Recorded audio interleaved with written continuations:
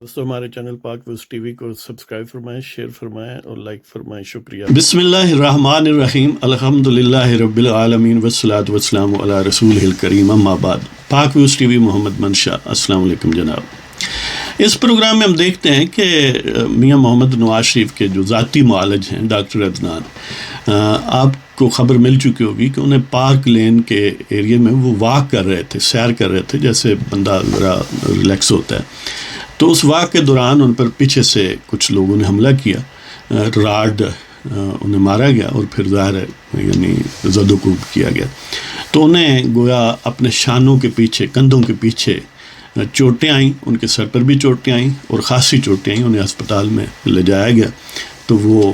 گویا زیر علاج ہیں۔ یہ ایک بڑا افسوسناک واقعہ ہے اور یہ اس خوفناک رجحان کو شو کرتا ہے جو ہمارے خان صاحب نے پی ٹی آئی میں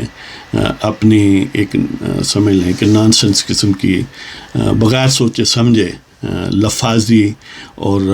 گویا بھڑکانے والی جو بات مسلسل پچھلے کئی سالوں سے کر رہے ہیں، الٹیمیٹلی نہ صرف یہ کہ زبان کی آوارگی اور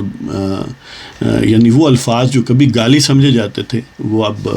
گویا مقبولیت پا چکے ہیں، زبان کی آوارگی بڑی عام ہو گئی ہے، اور اس کے ساتھ ہی اس قسم کا گھٹیا رویہ جو ہے کہ اب بالفرض اگر ڈاکٹر عدنان کو کوئی زد و کوب کر دے تو کیا اس سے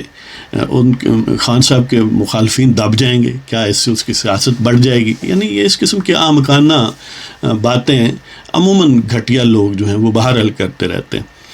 تو یہ گویا وہ جو تشدد اور بروٹیلٹی ایک خاص گروہ کراچی یا اربن سندھ میں کرتا تھا اور جس سے پھر بہت بڑا تشدد اور دہشت گردی نے جنم لیا اور قتل و غارت ہوئی، اس چیز کو بڑھاوا نہ صرف اندرون ملک خان صاحب نے دیا ہے اسی مینٹلٹی کو جو کسی وقت بھی کوئی صورت اختیار کر سکتی ہے، بلکہ اس کو بیرون ملک بھی ایکسپورٹ کیا۔ حالانکہ وہ یہ نہیں سمجھتے کہ عام طور پر اس قسم کا رویہ، تشدد اور آوارگی اور یعنی ایک بروٹیلٹی جو لوگ کریٹ کرتے ہیں یہ ریکوائل ہوتا ہے عام طور پر۔ اب وہی جو کراچی میں اس قسم کی چیزوں کے ماسٹر تھے، آپ دیکھ لیں ان کے کیا حالات ہیں۔ اس طرح خان صاحب اگر سمجھتے ہیں نا کہ ان کو دوام حاصل ہے تو یہ ان کی بھول ہے، لیکن اب چھوٹے دماغوں کا وہ خود ہی کہتے ہیں نا اس کہ یعنی چھوٹے لوگ بڑی پوزیشنوں پر،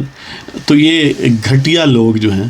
وہ اس پوزیشن پر جب پہنچتے ہیں تو وہ اپنے اوقات بھول جاتے ہیں اور اس قسم کے رویے معاشرے میں جو ہیں وہ رواج پذیر ہوتے ہیں۔ لہٰذا